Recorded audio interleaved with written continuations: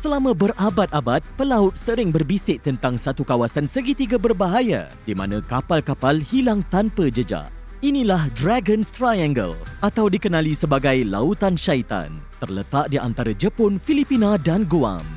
Kawasan ini terkenal dengan kapal hantu, iaitu kapal yang dikatakan terapung tanpa anak kapal dan kisah raksasa laut yang menarik kapal ke dasar lautan. Bahkan Maharaja Mongol yang hebat, Kublai Khan pun pernah membayar harga yang mahal di sini. 2 kali dia hantar armada besar untuk menyerang Jepun dan 2 kali juga ribut misteri di perairan ini musnahkan ribuan kapalnya. Orang Jepun menggelar ribut ni sebagai kamikaze, iaitu angin dewa yang menghancurkan seluruh armada penceroboh.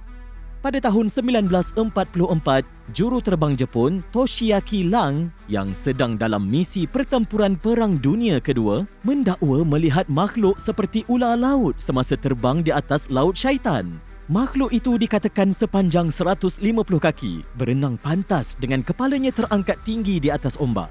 Tak lama lepas tu, Lang dan kapalnya hilang tanpa jejak.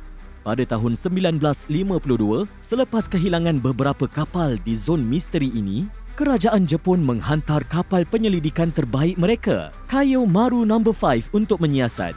Dan apa yang berlaku? Sebaik sahaja kapal tu mendekati pulau Myojinsho, letupan tiba-tiba dan tsunami besar menghentam kapal tu, menyebabkan semua 31 anak kapal terkorban. Ambil masa 3 hari sebelum serpihan kapal akhirnya ditemui. Jadi bagaimana saintis jelaskan fenomena pelik ni? Pertama, Laut Syaitan terletak di sepanjang lingkaran api Pasifik, kawasan dengan banyak gunung berapi bawah laut yang aktif. Letusan tiba-tiba boleh sebabkan letupan bawah laut, gelombang kejutan yang kuat dan pelepasan gas yang boleh mengganggu permukaan air hingga terbalikkan kapal. Ia juga cipta arus kuat dan pusaran air yang mampu menelan kapal secara tiba-tiba. Ada lagi satu teori yang terdengar macam fiksyen sains, gelembung metana. Simpanan besar metana hidrat di dasar laut boleh tiba-tiba lepaskan gelembung gas besar, menjadikan laut seperti lubang benam sekejap, bersedia untuk menelan apa saja di tempat yang salah pada masa yang salah. Aktiviti-aktiviti ini tak dapat diramal. Ia muncul dan hilang tanpa amaran, mencipta pulau hantu yang boleh mengelirukan sistem navigasi moden. Lebih pelik lagi, kapal-kapal melaporkan anomali magnet besar yang mengganggu kompas. Laut Syaitan adalah salah satu daripada 12 vile vortices di bumi, iaitu tempat di mana kuasa elektromagnetik nampaknya bermain ikut peraturan sendiri.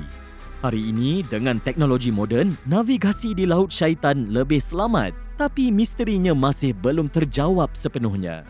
Kapal hantu masih terapung dengan soalan yang tak terjawab tentang tempat misteri ini.